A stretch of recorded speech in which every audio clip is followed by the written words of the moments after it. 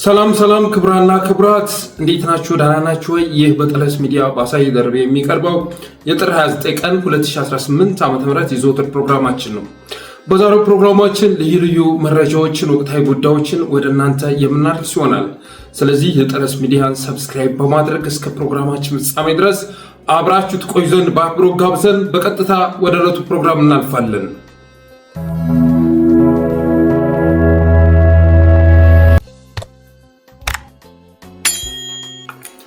የመጀመሪያ ርዕሳችን ትናንት ያቀረብነውን ፕሮግራም ይመለከታል። በትናንቱ ፕሮግራማችን ላይ የመጀመሪያው ርዕስ አቶ ገዱን የሚመለከት ነበር። አቶ ገዱ በፓርላማ የአብይ አህመድ ምስክር ተደርገው ከመጠራታቸው ጋር ተያይዞ ለምን መልስ አይሰጡም የሚል አስተያየት ወደ እናንተ አድርሼ ነበር።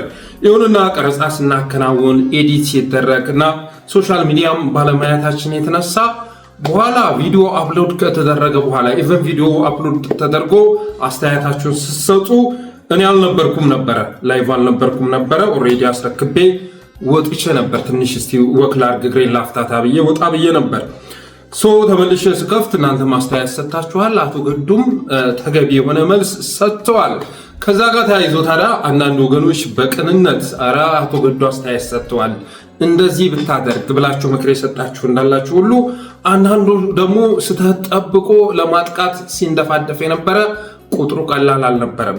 ቆራርጡም የተለያዩ ሚዲያዎች ላይ መውሰድ ስራ ነበር። ይሄ የሚጠበቅ ስለሆነ አልገረመንም። በተረፈ ግን አቶ ገዱን ለማጥቃት ብለን አልነበረም ፕሮግራሙን የሰራ ነው። ይሄንን በግልጽ መናገር እንወዳለን። የጠለስ ሚዲያ ቤተሰቦች ታውቁናላችሁ ብለን እናስባለን።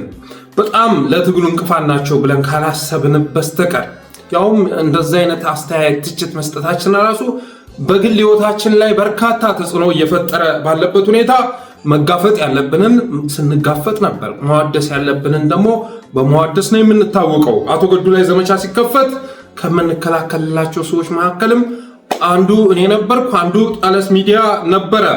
ግን ትናንት የሰጠሁት አስተያየት ደግሞ ተገቢ ነበር። በትኩሱ መልስ ሊሰጥበት ይገባል። ምስክር አድርጎ አብይ አህመድ አቅርቧል። ያም ደግሞ ለሁለት ነገር ጠቅሞታል። አንደኛ አቶ ገዱን ክቡር በሚል ማዕረግ ጠርቶ አሁንም እነሱ ጋር እየሰራ ነው እንዲባል ለማድረግ ተጠቅሞበታል። በሁለተኝነት ደግሞ አብይ አህመድ በቀጣፊ ጭንቅላቱ የፈጠረው ትርክት ታማኝነት እንዲያገኝ አድርጎታል። ስለዚህ ተገቢው መልስ ሊሰጠው ይገባል የሚል አስተያየት ነው ያቀረብኩት። በተረፈ በኋላ አቶ ገዱ ያን አስተያየት ማቅረባቸውን ስረዳ በዛሬው ፕሮግራም ላይ ይቅርታ ስለምጠይቅ ቪዲዮውን ማውረድ አላስፈለገኝም እና ምናልባት ለጆሮ የማይጥም ነገር ተናግሬ ከሆነ እናንተን ውድ የጠለስ ሚዲያ ቤተሰቦችን በተለይ ደግሞ በቅንነት አስተያየት የሰጣችሁትን ማለት ነው እናም አቶ ገዱንም ጭምር ይቅርታ መጠየቅ እወዳለሁ።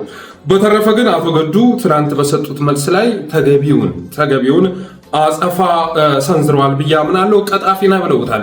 አብይ አህመድን ቀጣፊ ነህ፣ ለትግራይ ያለውን አመለካከትም በደንብ አድርጎ ገልጾታል። ለትግራይ ያለውን አመለካከት በወቅቱ አቶ ገዱ ጥያቄ ከመጠየቁ ጋር ተያይዞ የትግራይ ነገር አብቅቷል፣ ሰባብረናታል፣ ነገ ደግሞ ከዚህ የበለጠ እናዳክማችኋለን፣ ከዚህ በኋላ ተጠናክረው ወደ ፌዴራል የሚመጡበት አግባብ ሊኖር አይችልም በማለት እንደነገረው ሁሉ ገልጿል። ወደ ኤርትራ የተላከበትን ምክንያት ግልጽ አድርጓል። አንድ ጊዜ ሄጄ ነበር፣ እሱም ከውጭ ጉዳይ ሚኒስቴር ከተነሳው በኋላ ነው። የጉዞ ዓላማ ደግሞ ምስጋና ማቅረብ ነበረ።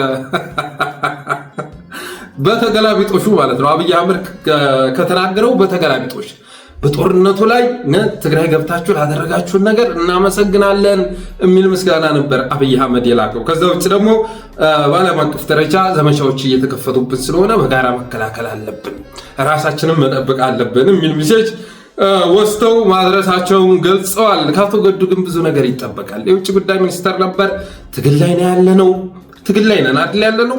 አገር አፍራሽ ከሆነ የመጨረሻ ደም አፋሳሽ ከሆነ አረመኔ ግለሰብ ጋር ነው እየታገልን ያለነው። ስለዚህ አቶ ገዱ ለምሳሌ አብይ አህመድ ባይነካካቸው ኑሮ ትናንት ያንን መረጃ ይዘው አይመጡም ነበር፣ እሳቸው ጋር ቀርቶ ነበር። ግን አቶ ገዱ በሚዲያም ብቻ አይደለም በመጽሐፍ ብዙ ነገር ሊጽፍ ይገባል። የአብይ አህመድን በቅርበት ሲታዘቡ ከነበሩ ሰዎች መካከል አመራሮች መካከል አንዱ እንደመሆናቸው መጠን ከአቶ ገዱ ብዙ ይጠበቃል ማለት እወዳለሁ።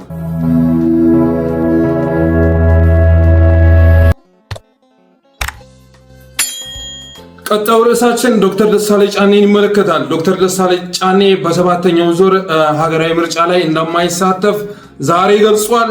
እንዲህ ይላል።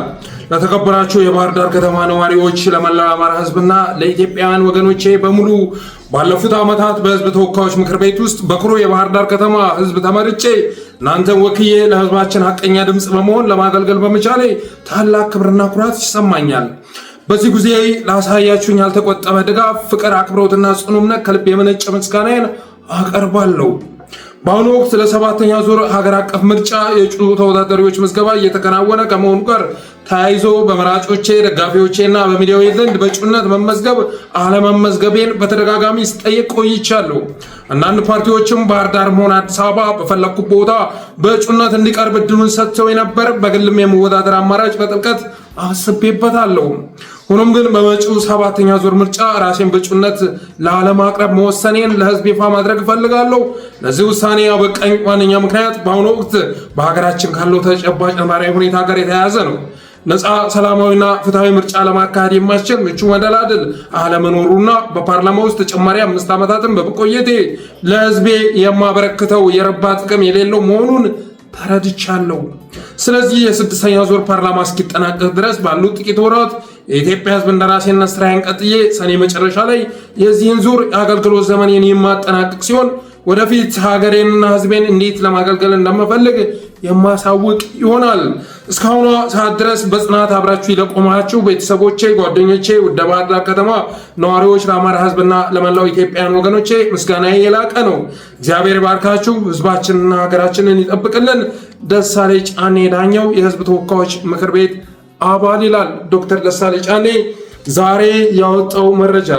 ዶክተር ደሳለኝ ጫኔ ከፍ ሲል ለኢትዮጵያ ጠቅላይ ሚኒስትርነት፣ ዝቅ ሲል ደግሞ ለአማራ ፕሬዝዳንትነት የምመርጠው ሰው ነው። በጣም ብዙ ኃላፊነት የተወጣ ሰው ነው። ላመሰግነው እወዳለሁ። ይህን ውሳኔ መወሰኑ ተገቢ ነው ብዬ አስባለሁ። ቀጣዩ ሰባተኛ ዙር ምርጫ አብይ አህመድን እድሜ 5 ዓመት ከማስቀጠል ባለፈ በዚህ አጭር ጊዜ ውስጥ ምንም ሰላም በሌለበት ሁኔታ የአባላት የማፍራት አደረጃጀት የመስራት ስርዓት ሰርቶ ህዝብ የማንቃት ስርዓት ሰርቶ ለውጥ አመጣለሁ ብሎ የሚያስብ ፓርቲ ይኖራል ተብሎ አይታሰብም። በነገራችን ላይ መጪው ሀገራዊ ምርጫ የሚያሸንፈውን አይደለም የብልጽግና ደጋፊ የሆነውን የብልጽግና ክንፍ የሆነውንና ያልሆነውን ፓርቲ የምንለይበት ወንፊታችን ነው። ቀጣዩ ሀገራዊ ምርጫ ኢህአፓ እየተንደፋደፈ ይገኛል። በየቦታው ማለት እየተወራጨ ይገኛል። የተፈቀደለት ፓርቲ ነው። መወራጨት የተፈቀደለት ፓርቲ ነው። ይሄን ልትረዱ ይገባል። በበቂ መረጃ ላይ ተመስርቼ ስለሆነ ማለት። ከዛ ውጭ ግን የፖለቲካ ሀሁ ነው። በዚህ የሰላም ሁኔታ በዚህ አጭር ጊዜ ውስጥ ሄጄ ህዝብ አንቅቼ ቀስቅሼ በየክልሎች ተንቀሳቅሼ አደረጃጀት ሰርቼ እና በዚህ ውስን በሆነ ሀብት ማለት ነው ላሸነፍ እችላለሁ ብሎ የሚወዳደር ፓርቲ ሊኖር አይችልም። ኦፌኮ በ3 ነው በ4 የተመረጡ ቦታዎች ይወዳደራለሁ ብሏል። ይሄ የብልጽግና ስልታዊ ደጋፊ ከመሆን የሚመነጭ ነው። እንዳልሰረዝ ምናምን በ3 በ4 ቦታ እወዳደራለሁ። ላለመሰረዝ ከሆነ አንድ በቂ ነው። ግን አይደለም።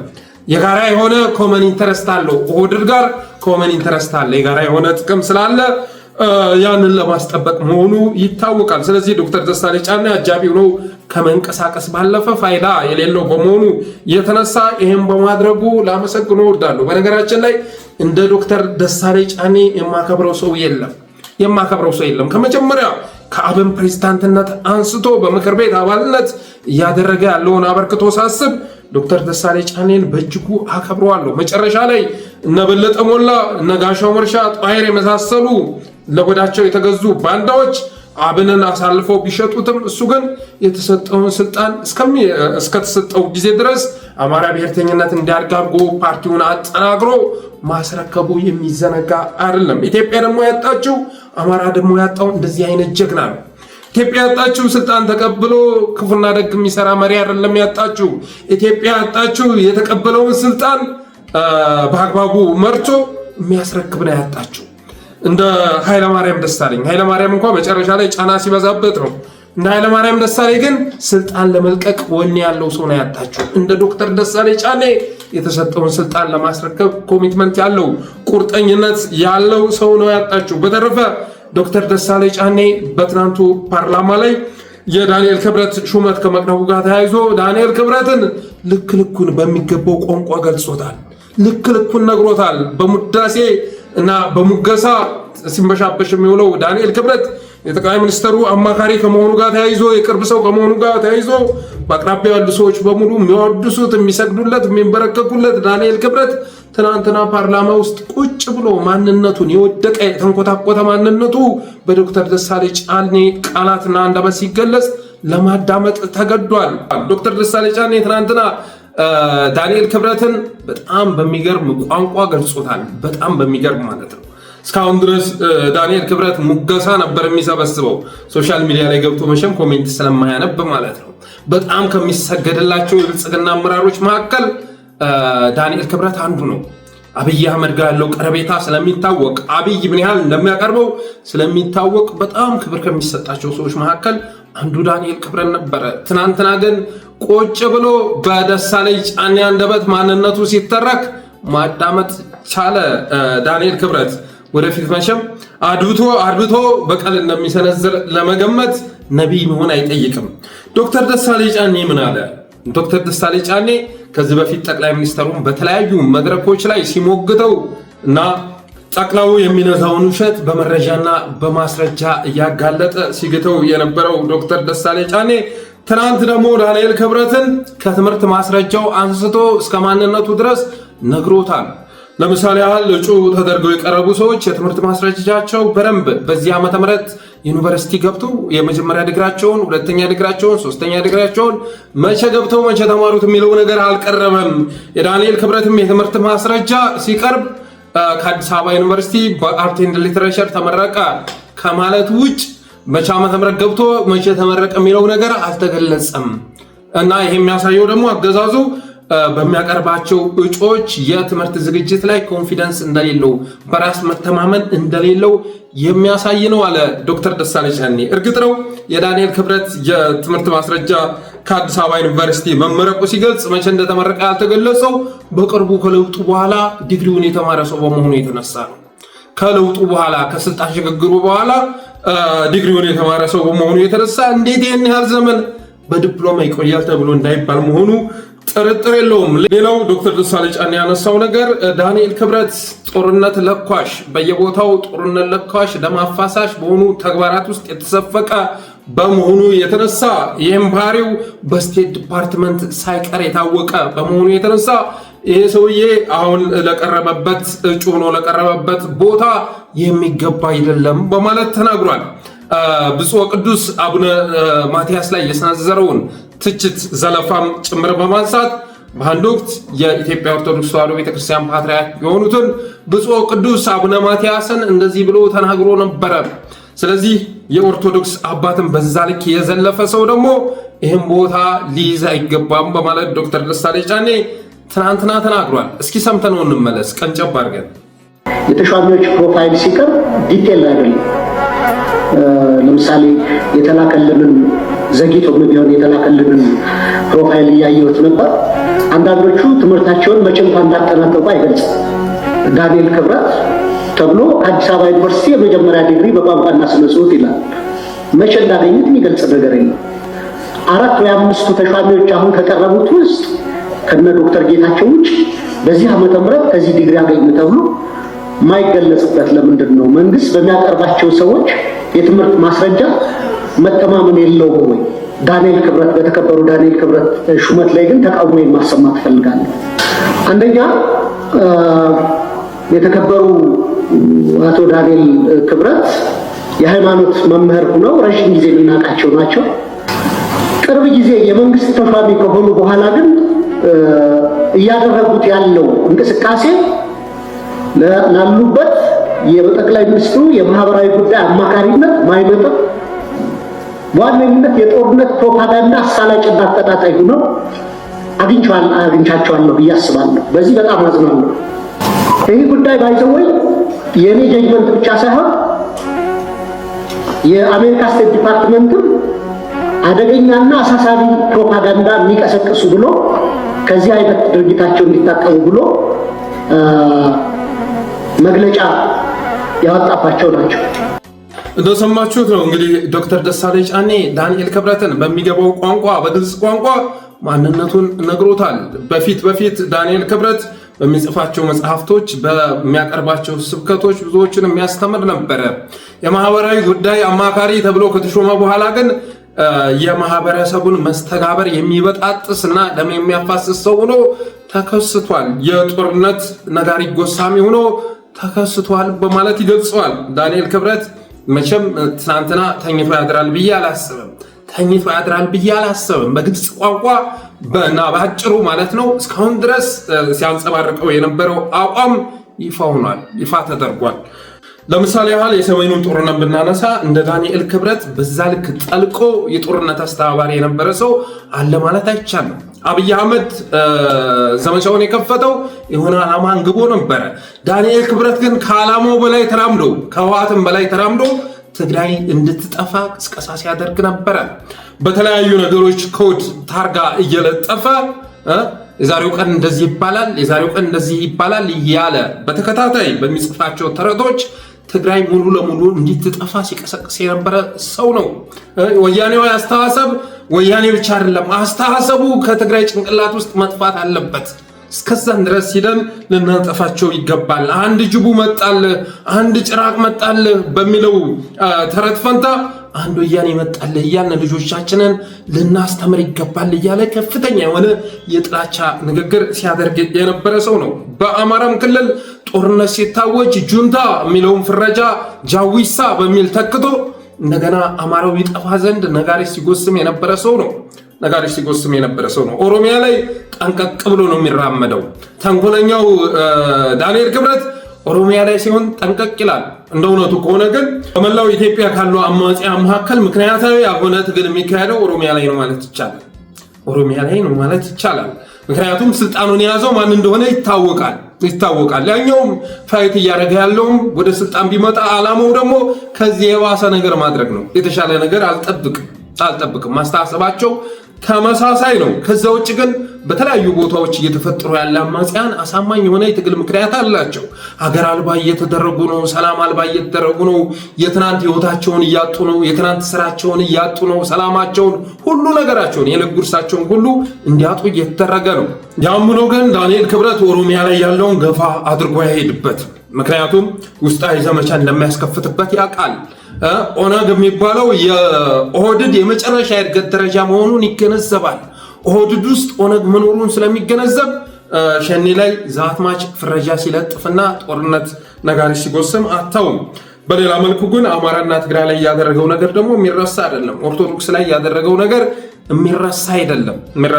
ወደፊትም ብዙ ጣጣ ይዞ እንደሚመጣበት ጥርጥር የለውም። በተረፈ ግን ዶክተር ደሳለኝ ጫኔን አመሰግናለሁ ማለት እወዳለሁ።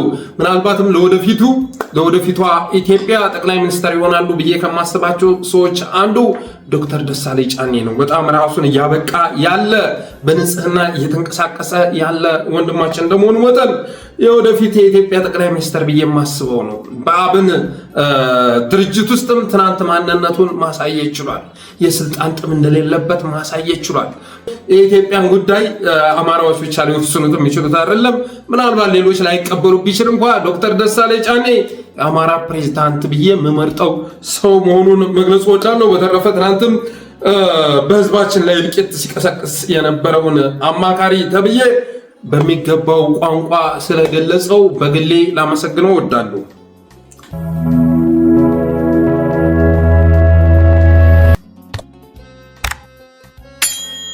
ሌላው የግንባር መረጃዎችን ይመለከታል። አብይ አህመድ በሰሜን ሸዋና በደቡብ ወሎ ከባድ የሆነ ጦርነት ለኩሷል። የመጨረሻ የተባለውን ጦርነት አሁን ላይ ሰሜን ሸዋና ደቡብ ወሎ ላይ ለኩሷል። በጣም የቤት አማራና የሸዋ ጀግኖች እየተፋለሙ ይገኛሉ። ዛሬ 4ኛ ቀን አካባቢ ሆናቸው። ለዚህ ምክንያቱ ደግሞ አብይ አህመድ ወደ ሌላ ጦርነት ሊገባ ጫፍ ላይ ስለደረሰ ባለፈው ጀነራል ተፈራ እንደተናገረው ከኋላ እንዳይከመሩብኝ ጠራርጌ ማጥፋት አለብኝ የሚል ውሳኔ በመወሰኑ የተነሳ ነው። ከሰሜኖች ጋር ወደ ጦርነት ሊገባ አብይ አህመድ የመጨረሻ ምዕራፍ ላይ ደርሷል። የመጨረሻ ምዕራፍ ላይ ማለት ነው። እሱም በተመለከተም የደረሱ መረጃዎች ስላሉ ወደ እናንተ አደርሳለሁ። ስለዚህ ወደዛ ከመሸጋገሩ በፊት አድዋ ሂጄ ግብ ስገጥም ሸዋ ላይ ድንገት ከጀርባ ብቅ ብለው እንዳይበሉኝ ሸዋን በማስጣት ወደ አድዋ መክተት ወይም ደግሞ ወደ አድዋ ማምራት ያስፈልጋል ብሎ በመወሰኑ የተነሳ አለ የሚባለውን ኮማንዶ ጭምር ወደ ሰሜን ሸዋ አስገብቷል። ጀኔራል ተፈራ ማሞን ከነጦሩ የመደምሰስ ተልዕኮ የተሰጠው ኃይል ሸዋ ምድር መግባቱን ሰምተናል። ጀኔራል ተፈራ ማሞን ከነጦሩ የመደምሰስ ዓላማ የተሰጠው ኃይል ሸዋ እንዲገባ ተደርጓል። ወሎም ላይ በተመሳሳይ መልኩ ደቡብ ወሎ ላይ ከባድ ውጊያ እየተደረገ ይገኛል። ግን ብልጽግናዎች እስካሁን ባለው ሁኔታ ያላሰቡትን ጉዳት አስተናግደዋል። ትልልቅ የጦር መሪዎች ጭምር ዋጋ ከፍለዋል። በትናንት ፕሮግራማችን ላይ እናቀረብነው ኮሎኔልና ጄኔራል የሚል ማዕረግ ያላቸው መሪዎችም የጦር መሪዎችም በመቁሰላቸውና በመጎዳታቸው የተነሳ ሄሊኮፕተር ወደ ስፍራው ተልኮ በሄሊኮፕተር መወሰዳቸው የሚዘነጋ አይደለም። ጦሩም እንዳሸነ ረግፏል። በዛው ልክ ደግሞ ጉዳት ያስተናገደው የአብይ ሰራዊት ንጹሃን ላይ የበቀል ዱላውን እያሳረፈ መሆኑ ተሰምቷል። የሆነ ሆኖ ግን ዋናው ዓላማ ሸዋና ደቡብ ወሎ በተወሰነ መልኩ ለአዲስ አበባ ስለሚቀርብ ርቀን ከመሄዳችን በፊት አጠገባችን ያለውን ማጥፋት ያስፈልጋል ተብሎ በመወሰኑ የተነሳ ነው ይላል የደረሰ መረጃ። የኤርትራ ጦር ራሱን ለመከላከል ወደ ቡሬ ከባድ የሆነ ኃይል እያንቀሳቀሰ መሆኑን የደረሰ መረጃ ያመለክታል። የኤርትራ ጦር ወደ ቡሬ አካባቢ ከባድ የሆነ ጦር አንቀሳቅሷል ይላል ዘኢኮኖሚስትም። ይህም በተመለከተ አዲስ ዘገባ አውጥቷል። ኢትዮጵያ ወደ ጦርነት ልትገባ ጫፍ ላይ ደርሳለች ብሏል ዘኢኮኖሚስት። ከውስጥ አገኘሁት ባለው መረጃ ላይ ተመስርቶ ባወጣው ዘገባው መሰረት ኢትዮጵያ ወደ ጦርነት ልትገባ አፋፉ ላይ ቆማለች ብሏል ዘኢኮኖሚስት። ትግራዮች የሱዳን ኮሪደርን መቆጣጠር እንደሚሹም ገልጿል። የትግራይ ኃይሎች የሱዳን ኮሪደርን የመቆጣጠር ዓላማ እንዳላቸው፣ ከፍተኛ ቁጥር ያለው የመከላከያ ኃይልና ጦር መሳሪያ ወደ ትግራይ ስለመጠጋቱ ገልጿል ዘኢኮኖሚስት። የሰሞኑን ትንኮሳ እንደ መልካም አጋጣሚ በመጠቀም አብይ አህመድ ሌላ ጦርነት ሊቀሰቅስ መዘጋጀቱን ዘኢኮኖሚስት ገልጿል።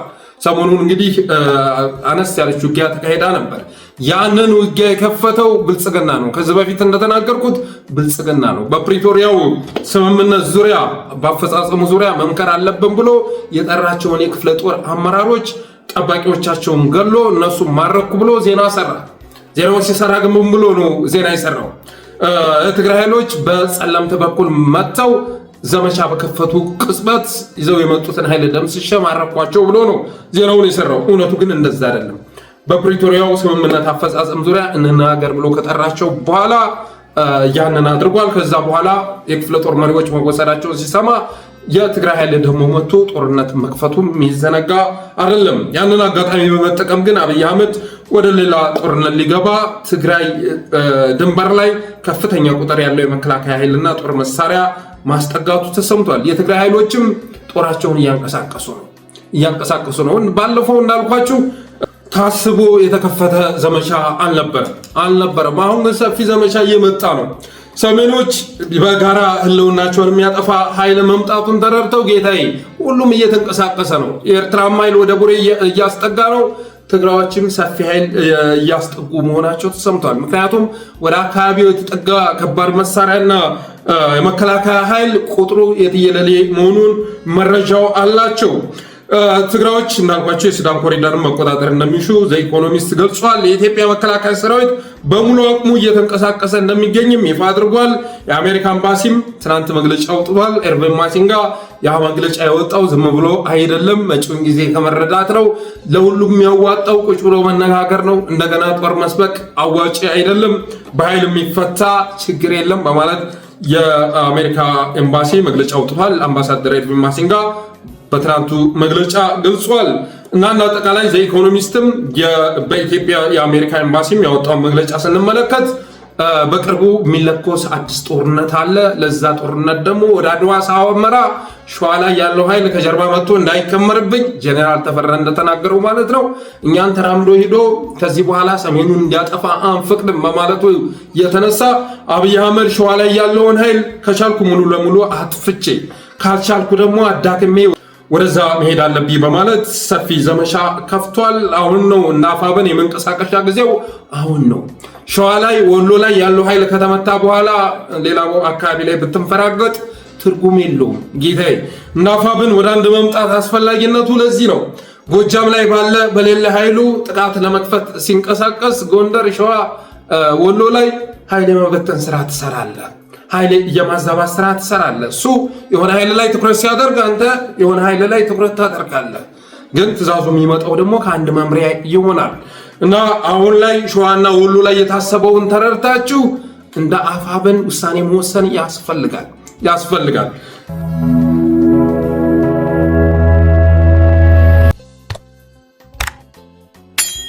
ሌላኛው የግንባር መረጃ ሰበር የድል ዜና ይላል። የአገዛዙ ወንበር አስጠባቂ የጥምር ሰራዊት በቋራ ምድር መደምሰሱ ተሰምቷል።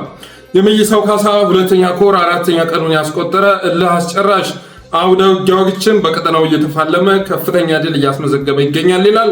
በትናንትናው ዕለት ጥር 28 2018 ከሌሊቱ 8 ሰዓት ጀምሮ እስከ ንጋት 12 ሰዓት ቋራ ወረዳ አባ ድግሱ ከምትባል ቦታ የተሰራው ጀብድ በአገዛዙ ኃይል ላይ ከፍተኛ ሽንፈትን እንዲያስተናግድ አድርጓል ይላል። በመይሳው ካሳ ሁለተኛ ኮር ሰብሳቢ አርበኛ ማንዴላ ያዩና በኮሩ ከፍተኛ አመራሮች የተመራው ይህ አውደ ውጊያ ጠላትን ከበባ ውስጥ በማስገባት የአገዛዙን ኃይል ከበባ ውስጥ በማስገባት ክፉኛ ሲርበተበቱ ላይ ያመሸ ሲሆን የፋኖ ሰራዊት አስተላለፍ አድዋ ክፍለ ጦር ከጀርባ በስተምዕራብ የኮሩ ተወርዋሪ ከፊት አውራሪ ገበየው ክፍለ ጦር ከተውጣጡ ሰራዊቶች ጋር በመሆን በቀኝ በኩል ኦሜርላ ክፍለ ጦር ነብሮ ብርጌድ በግራ በኩልና ካራማራ ክፍለ ጦር አሳምነው ብርጌድ ከአገዛዙ ኃይል ፊት ለፊት ሆነው የተሰለፉ ሲሆን ይህ የፋኖ አስተላለፍ ያስተናገጠው የአገዛዙ የብርሃኑ ጁላ ሰራዊት በጭንቀት መውጫ መግቢያ ሲያወጣ በአንድ በኩል ከፊት ለፊት ለመውጣት ሙከራ ሲያደርግም የበረሃው ፈርጦች ያሳምነው ልጆች ወይ ፍክች በማለት ትንቅንቁን አፋፍመውት የአገዛዙ ኃይል ነፍስ ውጭ ነፍስ ግቢ ሆኖበት አዳሩን በእሳት አለንጋ ሲለበለብ አድሮ ከፍተኛ ቁጥር ያለው ሙትና ቁስለኛውን ይዞ ያልቻለውን በየቦታው እያዝረከረከ የድረሱልኝ ጥሪውንም እየቀባጠረ ወደ መጣበት ወደ ፋርሽዋ ሊመለስ ችሏል ይላል። በዛ ወደ ውጊያም የአገዛዙ ከፍተኛ አመራሮች 50 አለቃ ማዕረግ ያለው እስከ ወዳኛው የተሸኘ ሲሆን በየቦታው ያዝረከረከውን ሙት አካል የፋኖ ሰራዊት የአካባቢው ማህበረሰብ በማስተሳሰብ ግብዓተ መሬት ፈጽሟል ይላል። በዚህ ልዩ ኦፕሬሽን የተገኘው ድል 36 የተካተመ 45 ቁስለኛ እና የተማረከ የነፍስ ወከፍ መሳሪያ 12 አንድ ድሽቃ ተተኳሽ 650 ተተኳሽ ገቢ ማድረጉን ገልጿል። በዚህ አንድ ሳምንት በአገዛዙ ጥምር ሰራዊት ጋር በሚደረገው እልህ አስጨራሽ ትንቅንቅ አገዛዙ ከሽንፈት የማያድነውን የኔትወርክ መዝጋት ዘመቻ አንድ አማራጭ በማድረግ በግንኙነት ማነስ ከህዝብ ጆሮ ያላደረስናቸው አውደ ውጊያዎች የሚከተሉት ናቸው ይላል። ጥር 26 እስከ 27 የአድዋ ክፍለ ጦር በጋዝጌ ቀጠና ሮብ ገበያና ኤረፍት በተደረገው የሁለት ቀን አውደ ውጊያ የአገዛዙ የመከላከያ ሰራዊት ተብየው እና ጋሻ ጃግሬው ሙኒሻ ከፍተኛ የሆነ ሽንፈት አስተናግዷል ይላል። በሁለት ቀን አውደ ውጊያ የተገኘም ድል ከ20 በላይ የታሰሩ ንጹሃን አሳደሮች መሳሪያ ያላችሁ አስረክቡ በማለት በግፍ የታሰሩትን ማስፈታት ተችሏል። ከዚህ በተጨማሪም ያገዛዙን ሰራዊት 30 የተካተመ ቁስለኛ ከ38 በላይ 5 ምርኮኛ ሰራዊት የነፍስ ወከፍ መሳሪያ 10 ከ3000 በላይ ተተኳሽ የአንድ ሬጅመንት ሙሉ የእጅ ስልክ ገቢ መደረጉ ተገልጿል። ልክ እነዚህ ሁሉ በሌላ መረጃ እና በሌላ ግንባር ደግሞ ከ10 በላይ አገዛዙ ኃይል ሲካተም ከ20 በላይ ቁስለኛ ማድረጉን አፋባሃ ሰሜን አማራ ቀጠና በላይ ዘለቀ እዝ መይሳው ካሳ ሁለተኛ ኮር ያወጣው መረጃ ያመለክታል።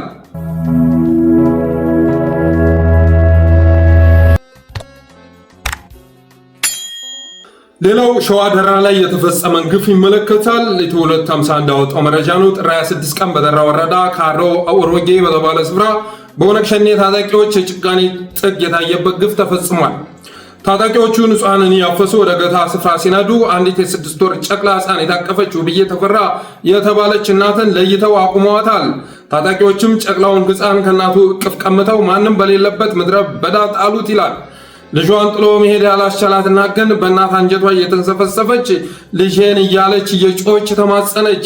ግፈኞች ግን ጮቷን ችላ ብለው ልጇን መሬት ላይ ጥለው እሷን በጉልበት ወደ እገታው ስፍራ መሳሪያ ደግነው ወደ በረሃው ነዷት ይላል። በኋላም ወደ ጫካው በረሃ እየገፉ ሲሄዱ እናቲቱ በሐዘንና በድካም በመዛሏና እነሱ ከሚጓዙበት ፍጥነት ጋር መሄድ ባለመቻሏ እንደማይጠቅም ዕቃ እሷንም እንደ ልጇ መንገድ ላይ ጥሏት ሂደዋል። ይህች እናት በታምር ካውሬ ተርፋ በሰዎች እርዳታ ጉንደ መስቀል ገባች። የ6 ወር ጨቅላ ልጇ ግን መሬት ላይ ተጥሎ ቀረ። እናትም የሐዘን ሲቃ እያሰማች የቁሞት ሞተ ይችላል። ይህ ሁሉ ድርጊት በሚፈጸምበት ወቅት የመንግስት የጸጥታ ኃይል በቅርብ ርቀት እያለ ምንም አይነት እርምጃ አለመውሰዱ ታጣቂዎቹ በነፃነት እንዲጨፈጭፉ ፈቃድ እንደተሰጣቸው ማረጋገጫ ነው ይላል ኢትዮ 251 ያወጣው መረጃ።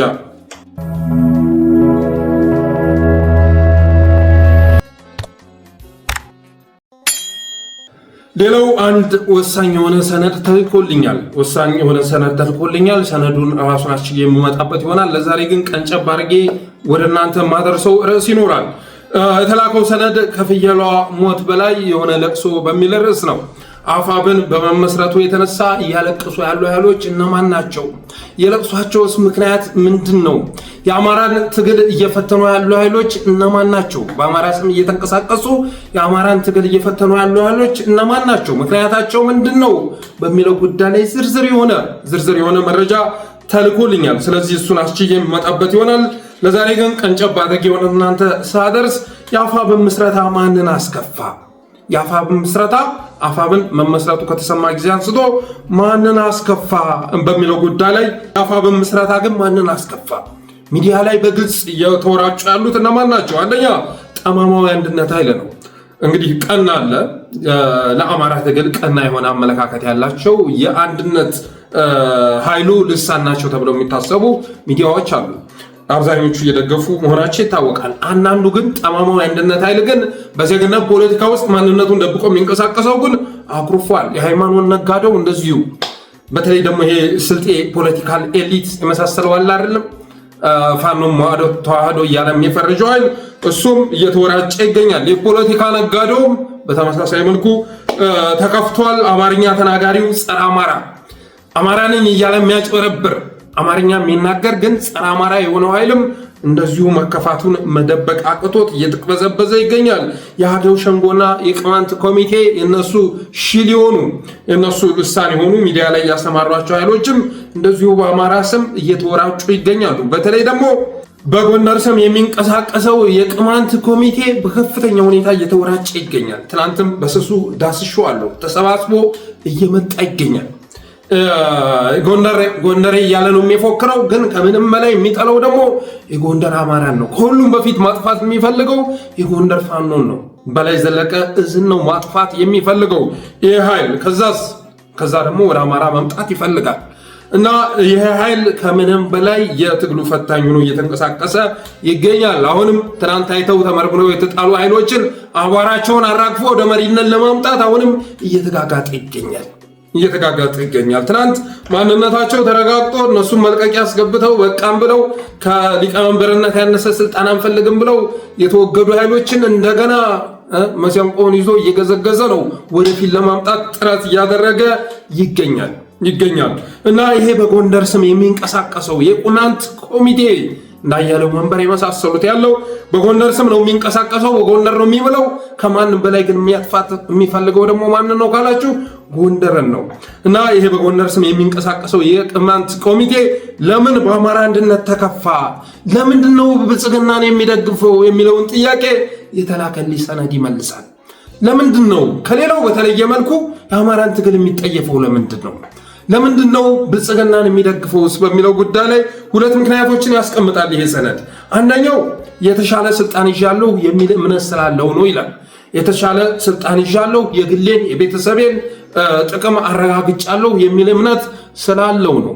ከዚህ ጋር በተያያዘ የፌዴራል ላይ ስንት ቦታ ተቆጣጥሯል፣ የክልል ላይ ስንት ቦታ ተቆጣጥሯል የሚለውን ሰነዱ በዝርዝር ይተርካል በስም እየጠቀሰ ፌዴራል የመንግስት ተቋማት ያሉ የስልጣን ወንበሮችን የተቆናጠጠው ይሄ ኃይል ነው።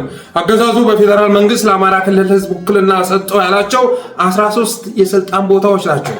ከነዚህ 13 የፌዴራል መንግስት የስልጣን ቦታዎች ውስጥ በአማችነት የስልጣንና የጥቅም ሰንሰለት ይሁን ከጎጃም ከወሎ ከሸዋ የተወለደ የብልጽግና ካድሬ ከነሱ ጋር ተወዳድሮ ብቃት ያለው ባለመኖሩ ወይም በሌላ ለጊዜው በማይታወቅ ምክንያት ባይታወቅም 10 የፌዴራል ተቋማት የስልጣን ቦታዎች የተያዙት በእነዚህ ኃይሎች ነው። አስባችሁታል?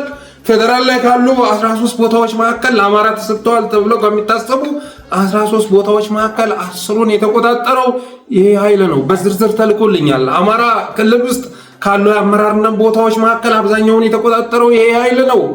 ይሄ ኃይል ነው እና ምን እያልኳችሁ መሰላችሁ? ለብአዴን እየታገልኩ አይደለም። የወሎ ብአዴን፣ የጎጃሙ ብአዴን፣ የሸዋው ብአዴን አማራንን በሚል አስተሳሰብ ቦታውን የተቆጣጠረውን የቅማንት ኮሚቴ አስወግዶ ስልጣን እንዲይዝ አይደለም። ግን መነሻ ምክንያቱን ደግሞ ማወቅ ያስፈልጋል። መነሻ ምክንያታቸው ለምንድን ነው የሚደግፉት የሚለውን ጉዳይ ማወቅ ያስፈልጋል።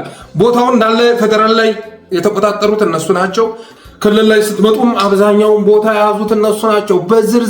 በዝርዝር የትኛውን ቦታ እንደያዙት የሚገልጽ ሰነድ ተልኮልኛል። እሱን የማቀርብላችሁ ይሆናል በነገው ፕሮግራም ላይ ማለት ነው።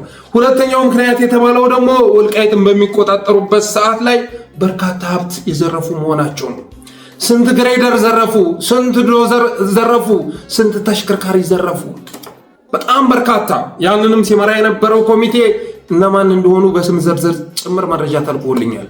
በስም ዝርዝር ጭምር እና ይሄ የግል እና የቤተሰቡን ጥቅም ከማረጋገጥ ባለፈ ቅንጣት ታክል የህዝብ ጥያቄ የሌለው የህዝብ ውግንና የሌለው የጎጡን ህዝብ እንኳን የማይወክል እኩይ የሆነ ኃይል ሚዲያ ላይ ሰፊ ዘመቻ ከፍቶ ትግላችንን እንዲቀለብስ ልንፈቅድለት አይገባም። የሚደግፍበትን ምክንያት በግልጽ ይፋ ማድረግ ያስፈልጋል። ለዛውም እኮ ተገፎ ወይ ነው አይታችኋል አይደለ? የሀገር ቦታ ተቆጣጥሮ ክልልም ላይ ፌደራልም ላይ ሌላውን ደግሞ በጎደልድሎ ፋይት ሲያደርግ ታውታላችሁ። ሙሉ ለሙሉ ክልሉን እኔ ልቆጣጠረው የሚል ስግብግብ ኃይል ነው። ይሄ ስግብግብ ኃይል ደግሞ ያለውን መሰረት ለማሳጣት በእጁ ያስገባውን ሁሉ ዘርዝሮ ማጋለጥ ያስፈልጋል። ይሄ ለአማራ ህዝብ ቅንጣት ታክል ቦታ የሌለው አማራ ነኝ እያለ ግን ጸረ አማራ ትግል የሚያካሂድ በጎንደር ስም እየማለ የጎንደር አማራን የሚያወድም እኩይ የሆነ ስብስብ ትናንት የዘረፈው መልስ እንዳይባል በሰሜኑ መካከል ግጭት በመቀስቀስ ሰሜኑን እርስ በርስ በማባላት ጎንደር ላይ ያለውን ፋኖ በገንዘብ በመግዛት በገንዘብ የማይገዛውን ደግሞ ከበባ ውስጥ አስገብቶ በመብላት የሚታወቅ ይሄ ስግብግብ ኃይል ያለውን የኢኮኖሚ ወረት ማጋለጥ ያስፈልጋል። የተቆጣጠራቸውን ቦታዎች ማጋለጥ ያስፈልጋል። የመሰረታቸውን ሴሎች ይፋ ማድረግ ያስፈልጋል። ይህም በተመለከተ የደረሰኝ መረጃ በቀጣይ በሰፊው የማቀርብ ይሆናል። በተረፈ ግን ለዛሬ ያለ ፕሮግራም ይሄን ይመስላል። አብራችሁ ስለቆያችሁ አመሰግናለሁ። የጠለስ ሚዲያ ሜምበር ሰብስክራይበር በመሆን ስቲከሮችን በማበርከት ብሎም ዝግጅታችንን ላይክ፣ ሼር እያደረጋችሁ ለሌሎች በማጋራት ጠለስ ሚዲያን አበረታቱ ብዬ የዛሬ ዝግጅቴን እቋጫለሁ። አመሰግናለሁ።